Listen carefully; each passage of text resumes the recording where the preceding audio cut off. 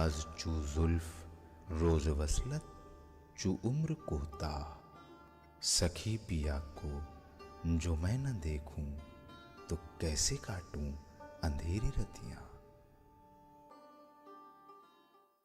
ناظرین آداب، D D Urdu کے خاص پروگرام اردو شاعری کا بدلتا منظرنامہ، اس پروگرام میں میں رضا حیدر آپ سبھی کا استقبال کرتا ہوں۔ آج ہم گفتگو کریں گے اردو کے ممتاز شاعر میر تقی میر کی زندگی اور ان کی شاعری پر، اور ہمارے ساتھ گفتگو کے لیے دو خاص مہمان ہیں۔ میں چاہتا ہوں کہ سب سے پہلے اپنے مہمانوں کا تعارف کرا دوں۔ میرے پہلے مہمان ہیں پروفیسر شہپر رسول صاحب، جو کسی بھی طرح سے تعارف کے محتاج نہیں ہیں۔ آپ جامعہ ملیہ اسلامیہ میں پروفیسر ہیں، بہت ہی اچھے اور بہت ہی اہم شاعر ہیں، اور جو پوری اردو شاعری کا جو منظرنامہ ہے، اس منظرنامے میں آپ کا نام بہت رسپیکٹ، عزت، احترام سے لیا جاتا ہے۔ ہماری دوسری مہمان ہیں ڈاکٹر نجمہ رحمانی۔ آپ کا بھی تعلق دہلی یونیورسٹی کے شعبہ اردو سے ہے، کئی کتابیں آپ نے لکھی ہیں، کئی آرٹیکلس آپ کے پبلش ہوئے ہیں، اور اردو ورلڈ میں بھی آپ کا نام کافی جانا اور پہچانا جاتا ہے۔ تو ہم اپنے مہمانوں سے گفتگو کریں گے میر تقی میر کی زندگی اور شاعری کے اوپر، لیکن ناظرین اس سے پہلے میں چاہتا ہوں کہ میر تقی میر کی زندگی اور ان کی شاعری کے تعلق سے ایک دو باتیں آپ کے ساتھ شیئر کروں۔ جیسا کہ آپ سبھی جانتے ہیں کہ میر تقی میر آگرہ میں پیدا ہوئے، لیکن ان کی زندگی کا بڑا حصہ لکھنؤ اور دلی میں گزرا۔ میر تقی میر نے شاعری کا ایک بڑا ذخیرہ جو ہے وہ اردو دنیا کو سپرد کیا ہے۔ ان کی شاعری کا اگر آپ مطالعہ کریں تو قصائد، رباعیات، مثنوی، غزلیں، اور اس کے علاوہ بھی بہت ساری شعری اصناف ان کی شاعری میں ہمیں دکھائی دیتی ہیں۔ میر تقی میر کا جو زمانہ تھا وہ ہندوستان کی ابتری تباہی اور بربادی کا زمانہ تھا۔ انگریز آہستہ آہستہ ملک پر قبضہ کر رہے تھے، مغلیہ سلطنت ختم ہو رہی تھی، اور دلی کی تباہی اور بربادی کا یہ حال تھا کہ میر تقی میر جو دلی کی تہذیب اور وہاں کی ثقافت سے بے پناہ محبت کرتے تھے، ان کو دلی کی تباہی کا بہت احساس تھا، جس کا اظہار انہوں نے اپنی شاعری میں بھی کیا۔ یہی وجہ تھی کہ جب وہ لکھنؤ پہنچے، اور لکھنؤ پہنچنے کے بعد جب ان کو معلوم ہوا کہ کوئی مشاعرہ ہو رہا ہے، اور اس مشاعرے میں جب وہ شریک ہوئے تو وہاں موجود کچھ لوگوں نے جب ان کی بدحالی کا حال دیکھا تو ان سے ان کا تعارف پوچھا۔ وہ مسکرائے تو میر تقی میر نے جواب دیا جو بہت ہی مشہور و معروف 6 مصرع ہے کہ کیا بود و باش پوچھو ہو پورب کے ساکنوں، ہم کو غریب جان کے حسس پکار کے، دلی جو ایک شہر تھا عالم میں انتخاب، رہتے تھے منتخب ہی جہاں روزگار کے، اس کو فلک نے لوٹ کے برباد کر دیا، ہم رہنے والے ہیں اسی اجڑے دیار کے۔ تو ناظرین بہت ساری باتیں آج ہوں گی میر تقی میر کے تعلق سے، ہم اپنے ایکسپرٹ سے پوچھیں گے، سوالات کریں گے، اور ہم یہ کوشش کریں گے کہ ہر جہت اور ہر پہلو پر میر تقی میر کی زندگی اور شاعری کے تعلق سے گفتگو۔ میر تقی میر کا جو ابتدائی زمانہ تھا، اس زمانے کے تعلق سے آپ کچھ روشنی ڈالیں۔ دیکھیے، میر تقی میر 1722 جی 22 اور 23 لوگ کہتے ہیں عام طور پہ پیدا ہوئے تھے۔ آگرہ میں ان کی پیدائش ہوئی تھی۔ آگرہ کے لیے بہت ساری چیزیں لکھی گئی ہیں۔ آگرہ کا بھی حال جیسے کہ آپ نے کہا تو بہت اچھا نہیں تھا اس وقت، لیکن یہ کہ جو بچہ کسی خاندان کسی گھر میں پیدا ہوتا ہے، اس کو جس طرح کی تربیت، جس طرح کا ماحول اور جس طرح کی دیکھ ریکھ کی ضرورت ہوتی ہے، تو شروع میں تو ان کو وہ ملی، لیکن بہت کم عمری میں ان کے والدہ، ان کے والد جو ہے وہ گزر گئے۔ تو اس طرح کا جو ایک تحفظ اور اس طرح کی جو ایک دیکھ بھال ہونی چاہیے تھی، یقیناً ان کی نہیں ہوئی۔ تو بہت زندگی کے بالکل ابتدا سے جس طرح کی کیفیت سے وہ گزرے ہیں، ان کی پوری شاعری میں آپ دیکھیے کہ بچے کے ذہن پہ جو ایک نقوش ثبت ہوتے ہیں بچپن میں، ان کے اثرات دکھائی دیتے ہیں۔ وہ الگ بات ہے کہ زمانے کے ساتھ چیزیں بدلتی رہتی ہیں۔ تو وہاں آگرہ میں وہ رہے اس زمانے میں، اور جب یہ کیفیت ہو گئی تو اس کے بعد وہ دہلی آئے۔ وہاں ان کے ایک سوتیلے بھائی تھے، انہیں ان سے بہت توقع تھی، لیکن ان سے اس طرح کے معاملات نہیں رہے جیسے کہ رہنا چاہیے تھے۔ دلی آئے، دلی سے پھر چلے گئے، پھر بعد میں دہلی آئے۔ بعد میں ایک خاص جو کیفیت ان کے یہاں پیدا ہوئی ہے، اور ایک طرح کا سوچنے سمجھنے اور ان کی شخصیت کے بننے میں جو بہت بڑا رول ہے، وہ خانِ آرزو کا ہے، جو ان کے وہی ان کے سوتیلے بھائی کے ماموں تھے، گویا ان کے بھی ایک طرح سے ماموں تھے، اور بڑے اہم آدمی تھے، بہت بڑی پرسنالٹی ان کی تھی، بہت پڑھے لکھے آدمی تھے، فارسی ادب اور بعد میں اردو ادب کے بھی، اردو ادب جو بھی تھا اس ان کی ذہنی نشو و نما میں بڑا امپورٹنٹ بہت غیر معمولی کردار انہوں نے ادا کیا ہے، اور جس کا ذکر میر نے خود بھی کیا ہے، دوسرے لوگوں نے بھی کیا ہے۔ یہ الگ بات ہے کہ ان سے بھی معاملات بعد میں نہیں بنے، کیونکہ میر کی جس نہج پہ پوری زندگی گزری اور جس طرح کے معاملات اور چیزیں ان کے ساتھ ہوتی رہی، تو وہ ایک خاص طرح کی نازک مزاجی ان کے ہاں تھی، بہت زود رنج بھی تھے، چیزوں کا اثر بہت تیزی سے لیتے تھے، چنانچہ کہیں کہیں وہ کیفیت بددماغی کی حد تک چلی جاتی تھی، جس کو بہت سے لوگوں نے اس کا ذکر کیا ہے۔ لیکن میں کہوں گا کہ وہ زود رنجی تھی ان کی، اور وہ ایک طرح کی حساسیت تھی جو ہونی چاہیے تھی ان حالات میں جن حالات سے وہ گزرے تھے۔ گویا لیکن یہ کہ ان حالات نے ان کی زندگی کو جہاں متاثر کیا، وہاں اس کی تعمیر میں ایک غیر معمولی کردار ادا کیا، جس نے ان کو شاعر بنایا اور اس طرح کا آدمی بنایا جس طرح کے وہ آدمی تھے۔ وہ زمانے میں بحیثیت آدمی بھی دوسرے لوگوں سے بہت مختلف تھے، بحیثیت شاعر تو مختلف تھے ہی۔ تو یہ ان کی ابتدائی زندگی ہے جس پہ باہر کے حالات نے بھی اور خود ان کے جو اندرونی حالات تھے ان کے گھر کے، ان کے اس کے کافی اثرات جو اس کے ان کے اثرات اذہان ذہنوں پر متعلق۔ یقیناً۔ جی جی ڈاکٹر نجمہ رحمانی صاحبہ، وہ میر کی شاعری کی آخر وہ کیا خصوصیات ہیں کہ جن خصوصیات کے بنیاد پر ہم انہیں صف اول کا شاعر کہتے ہیں، تو اس پر کچھ آپ اپنے خیالات کا اظہار کریں۔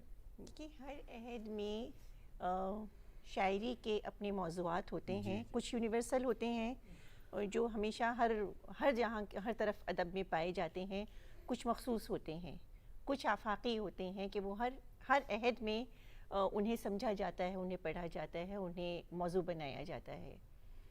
کچھ ویکیبلری یا لسانی پہلو ہوتے ہیں جو کسی شاعر سے مخصوص ہو جاتے ہیں۔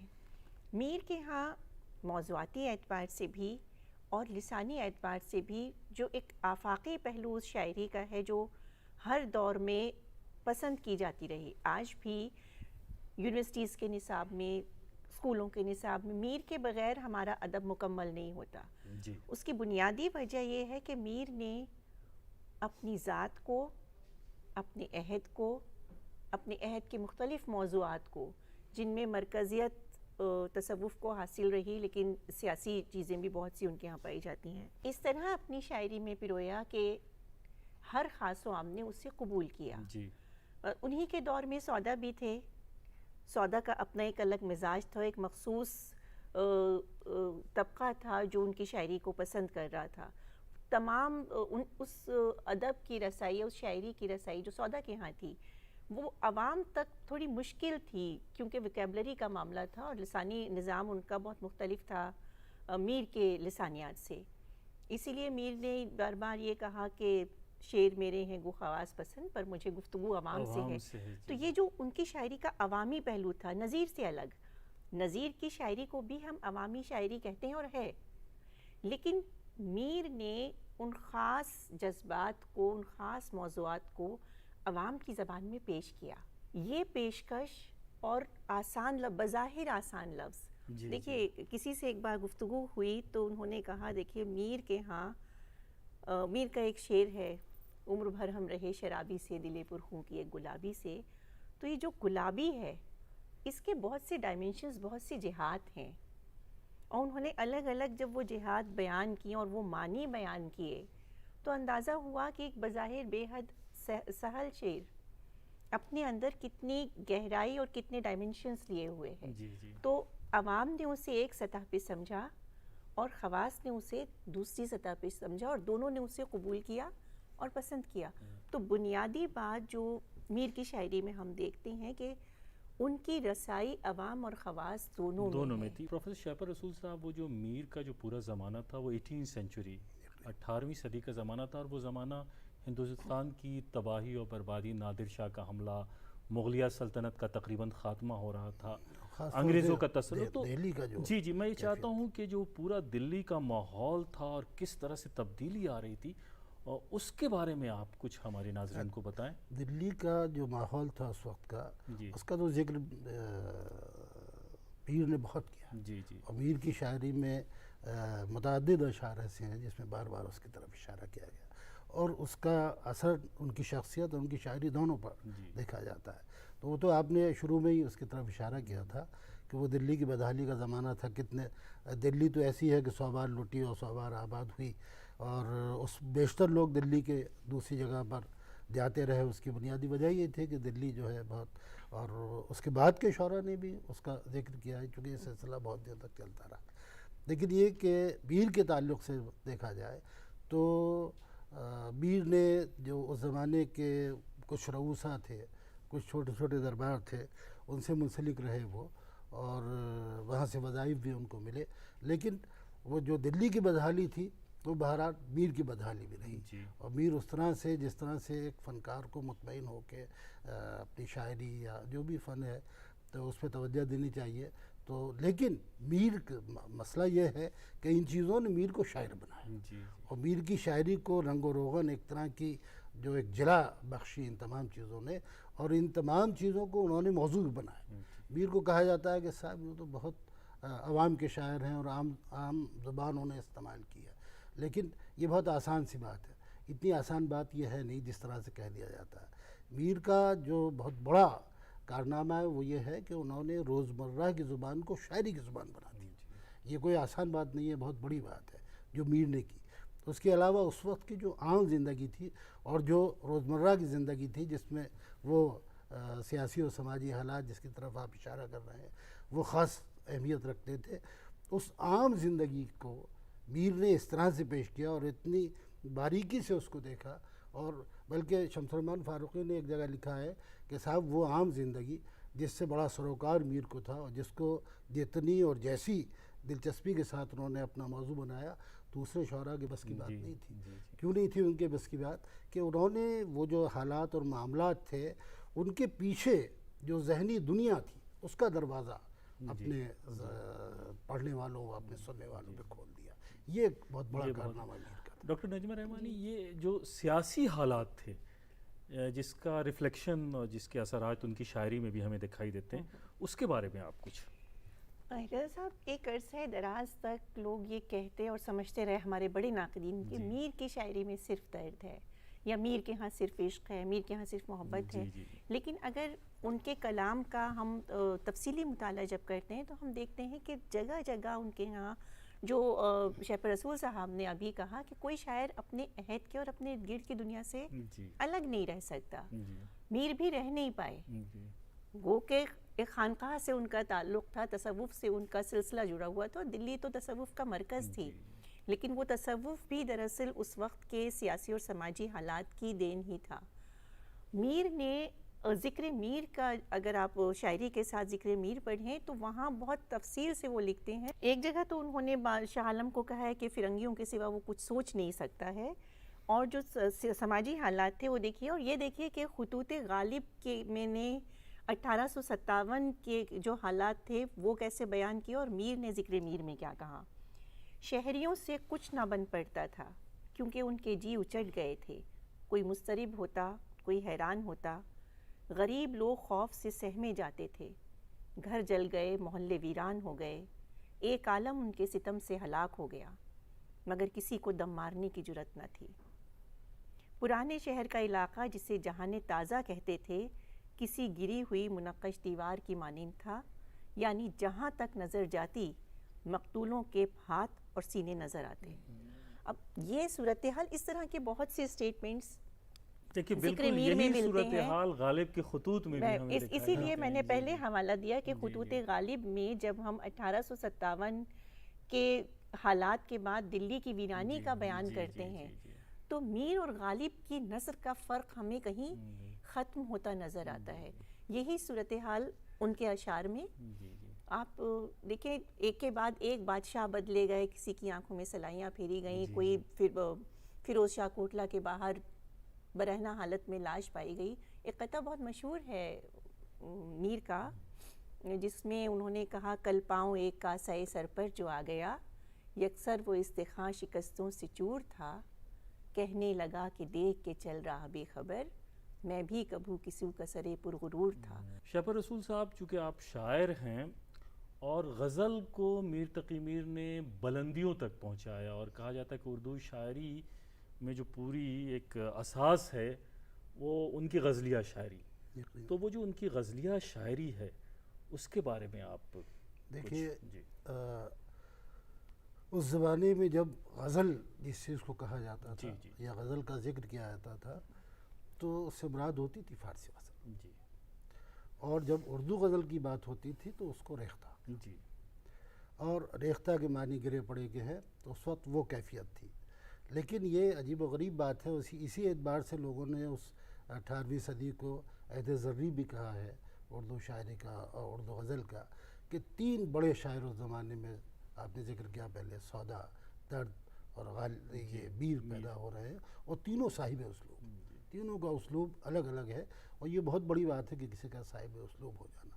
اور میر کی جو انفرادیت ہے اس کا تو خیر آگے اور ذکر آئے گا جب آگے چیز چلے گی، اور ان کے اثرات تو آج تک لوگ جو ہے تلاش کرتے ہیں اور انہیں ملتے بھی ہیں.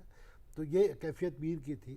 اب ریختہ کو میر نے غزل بنایا، لیکن یہ الگ بات ہے کہ اس زمانے کے بیشتر شعراء نے اس کا ذکر کیا ہے. اس میں چونکہ ایک تعلی کا سلسلہ تو شاعری میں شروع سے ہے، تو اکثر شعراء نے کہا کہ صاحب میں نے ریختہ کو غزل بنا دیا. میر نے کہا ہے میں نے ریختہ کو غزل بنا دیا، قائم نے کہا ہے میں نے ریختہ کو غزل بنایا، سودا نے کہا میں نے ریختہ کو، میری وجہ سے. 2-3 شعر میں اس سلسلے میں آپ کو سناؤں گا جو جس سے اندازہ ہوا کہ اس زمانے میں کیا. دیکھیے قائم کا بہت مشہور شعر ہے. قائم کہتے ہیں کہ قائم میں غزل طور کیا، غزل طور یعنی غزل سے مراد فارسی غزل ہے. قائم میں غزل طور کیا ریختہ، ورنہ ایک بات لچر سی بزبان دکنی تھی.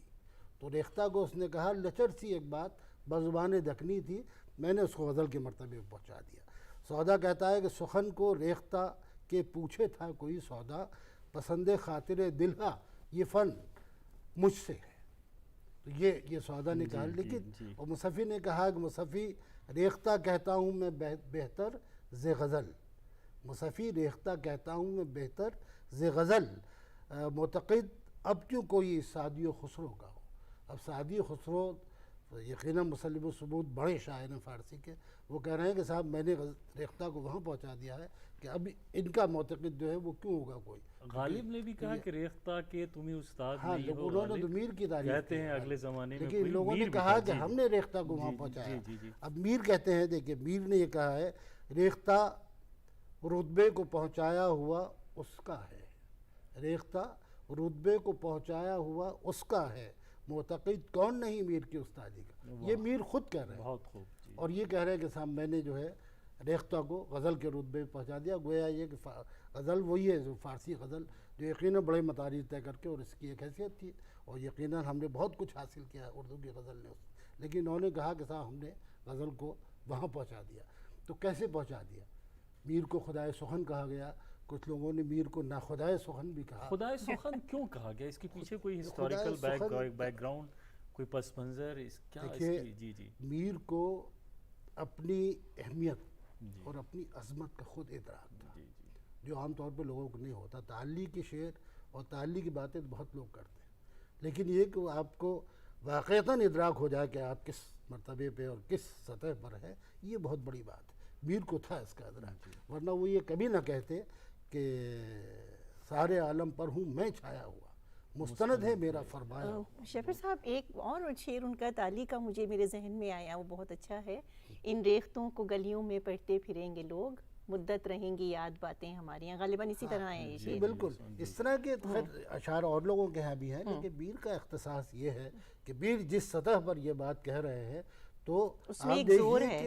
نہیں کسی نے اعتراض نہیں کیا، کسی آدمی نے یہ نہیں کہا بھئی اپنے لیے فرمانا وہ کہہ رہا ہے، جو ہماری تہذیب کے منافی ہے کہ اپنے لیے تو ہم عرض کرنا کہتے ہیں. لیکن کون کہہ رہا ہے؟ میر کہہ رہا ہے، اس لیے کسی کو اعتراض نہیں. رشید صاحب نے کہا کہ میر سے اس بے تکلفی کی جرت کسی نے کی. یا عسکری صاحب نے کہا ہے کہ صاحب سب پہ اعتراضات لوگوں نے کیے، بڑے بڑے شعراء کی عظمت پہ بھی انگلی اٹھائی لوگوں نے، لیکن میر کے خلاف کسی نے کچھ کہا ہو تو شاید ڈھونڈے سے کہیں کچھ مل جائے. میر کی جو پوری عشقیہ شاعری ہے اس کے بارے میں آپ کچھ ہمارے ناظرین کو بتائیں. عشقیہ شاعری کے حوالے سے بھی ان کا ایک بڑا اہم نام ہے. ہاں ان کا دراصل، اور میں چاہتا ہوں کہ کچھ اشعار بھی پڑھ کر کے آپ سنائیں. اگر اشعار ذہن میں ہوں گے تو میں ضرور آپ کو سناؤں گی. عشق و صحت غالباً ہر عہد کا، بنیادی تصور ہے، صرف شاعری کا نہیں، ہمارے عام انسانی جذبات میں عشق کا ایک مرکزی کردار ہوتا ہے، خواہ وہ کسی انسان سے ہے، کسی ذات سے ہے یا کسی مقصد سے ہے. تو ہر عہد میں عشق ایک بنیادی مرکزی خیال ادب کا اور زندگی کا رہا. پھر میر جس خانوادے سے تعلق رکھتے تھے، میر کے والد نے ان سے کہا تھا کہ بیٹا عشق اختیار کرو. وہ کون سا عشق ہے؟ تو عشق کا ایک وسیع تصور میر کے ہاں ہے. وہ عشق جب اپنی بلندیوں پہ جاتا ہے تو خدا سے ملتا ہے، اپنے ارد گرد کی دنیا میں جب خود کو پاتا ہے تو وہ انسانوں کے درمیان ہوتا ہے. وہی عشق درد بندی بھی پیدا کرتا ہے. میر کے ہاں درد بندی، جو ہم یہ کہتے ہیں کہ میر کے ہاں گداز ہے، یہ گداز کہاں سے آیا؟ یہ گداز دراصل اس عشق سے آیا جو میر نے صرف لفظوں میں بیان نہیں کیا، بلکہ اسے محسوس کیا، اس تجربے سے گزرے. شفا رسول صاحب، جو اصل ایک بات ہے کہ بیزاری کا تصور، پوری شاعری کو آپ اٹھا کر کے دیکھ لیجئے، اس میں اگر عشقیہ پہلو بھی ہیں تو اس میں ایک بیزاری کا جو پورا کانسیپٹ ان کی شاعری میں ہمیں جگہ جگہ دکھائی دیتا ہے. تو اس کے حوالے سے آپ کچھ بتائیں ہمارے ناظرین کو. دیکھیے میر کی پوری زندگی، جیسے کہا گیا کہ عشق، تو عشق ان کے ہاں زندگی بن گیا. اور عشق کے جو معاملات و طیبات ان کے تھے وہ بڑے غیر معمولی تھے. اور وہ تو کہتے ہیں کہ صاحب تمام عمر میں ناکامیوں سے کام لیا. تو ناکامیوں سے کام لینا کوئی بہت معمولی بات تو نہیں ہے، بہت بڑی بات ہے ناکامیوں سے کام لے. ایک اور شعر میں میر کا آپ کو بتاتا ہوں. میر کہتے ہیں کہ دل خراشی ہو، جگر چاکی ہو، خون افشانی. اب یہ تین باتیں، دل خراشی ہو، جگر چاکی ہو، خون افشانی، یہ کسی معمولی تجربے کے نتیجے میں یہ چیزیں نہیں ہو سکتی. یقیناً کتنے تجربات رہے ہوں گے، وہ کیا کیفیت رہی ہوگی جب یہ چیزیں سامنے آئی ہوں گی کہ دل خراشی ہو، جگر چاکی ہو، خون افشانی. ہوں تو ناکام پر رہتے ہیں مجھے کام بہت. یہ ہوں تو ناکام پر رہتے ہیں مجھے کام بہت، یہ ہے پوری زندگی اس کی. تو یہاں یہ کتنی بار وہ بیزاری کی کیفیت طاری ہوئی ہوگی جب آدمی عشق میں ناکام ہوتا ہے اور عشق کے یہاں پوری حیات کا تجربہ بن چکا ہے، تو آپ یقیناً اس میں کتنے نشو و فراز ہوں گے. تو بیزاری کیفیت تو جو پوری اس زمانے کی سماجی سیاسی حالات ہیں اور اس زمانے کی ان کی اپنی زندگی کی جو محرومیاں اور ناکامیاں ہیں اور مایوسیاں ہیں، اور اس کے ساتھ ان کے ذاتی جو تجربات عشق کے حوالے سے ہیں، تو وہ بیزاری بھی پیدا کریں گے. لیکن یہ کہ وہ زندگی کی جو گہرائی ہے اس کو سمجھنے جو ان کے پورے جو اس دور کے جو حالات تھے اس کا اثر جو ہے، اس کا اثر ان کے اسی وجہ سے بیزاری. دوسری بات یہ ہے کہ لوگ بہت آسانی سے کہہ دیتے ہیں کہ میر تو صاحب کیفیت کا شاعر ہے یا میر جذبات کا شاعر.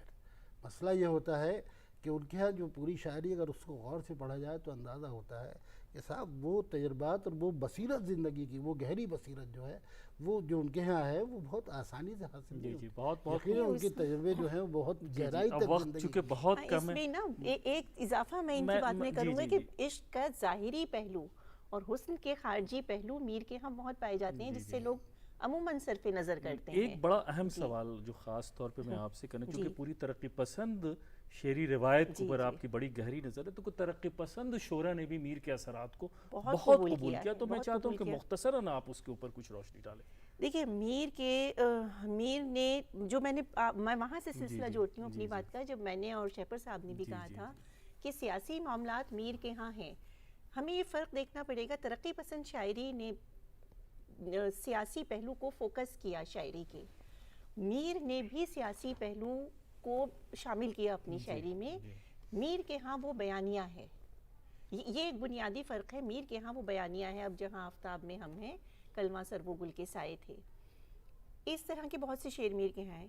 وہاں سے ایک اثر قبول کرتے ہیں. سب سے زیادہ مجھے فیض کے ہاں وہ اثر نظر آتا ہے. بہت مختلف آپ دیکھیں گے فیض کے کسی مجموعے کا جو جہاں سے شروع ہوتا ہے، آغاز ہوتا ہے بہار آئی تو نخل دار پہ میر، سر منصور ہی کا بار آیا. اس کے علاوہ فیض نے جو موضوعاتی سطح پہ قبول کی چیزیں، میں اس میں سے ایک دو چیزیں آپ کو سنانا چاہوں گی.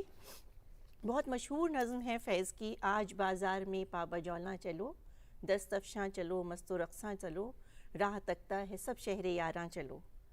اب اس کے بعد میر کے شعر سن لیجئے.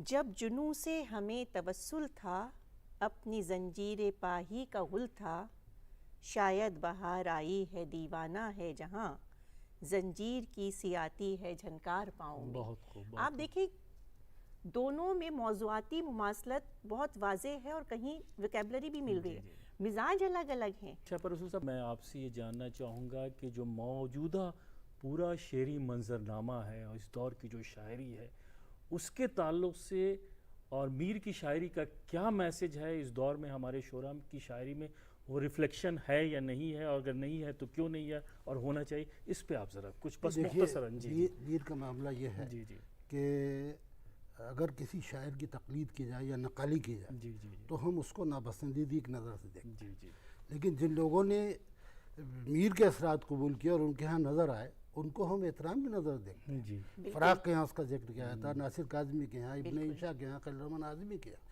یہ تو جدیدیت اور جدید غزل کے بانی ہیں ایک طرح سے، ان کے ہاں میر کیا، اور آج تک وہ چیزیں تلاش کی جا سکتی ہیں۔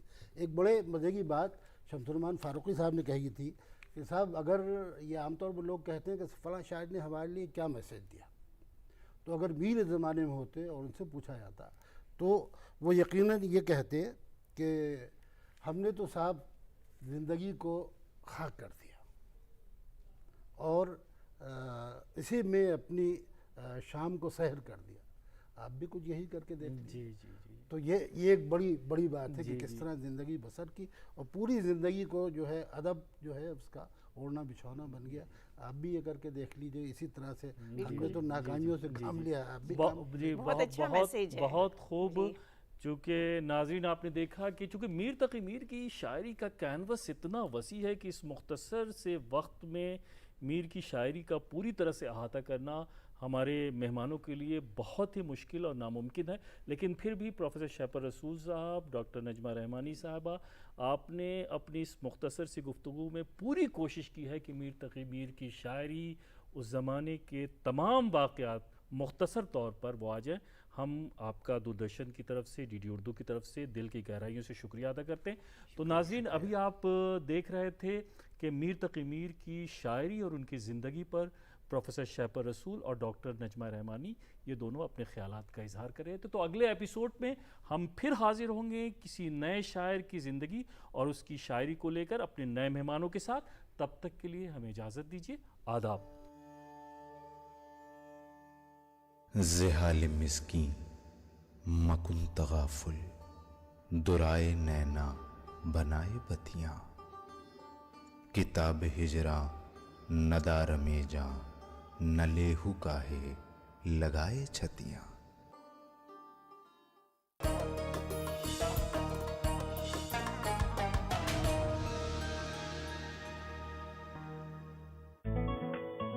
کتنوں ہی کے سر سے سایہ جاتا ہے جب ایک پیپل کاٹ گرایا جاتا ہے۔ غم پڑے خوشیاں پڑیں، دریا پڑا صحرا پڑا، میرے رستے میں پتائے محتسب کیا کیا پڑا۔ مالن تختی میگھ کو تھا دریا نزدیک، برسے تو بھی ٹھیک ہے بن برسے بھی ٹھیک۔ بے وفا ہم کو کہے تو رہے ہو مگر، اگر روح میں ہو صداقت کی خوشبو تبھی دنیا والے محبت کریں گے۔ ہماری خاص پیشکش کوی حاضر ہے، بروز ہفتہ رات 8 بجے اور بروز اتوار رات 9 بجے، صرف ڈی ڈی اردو پر۔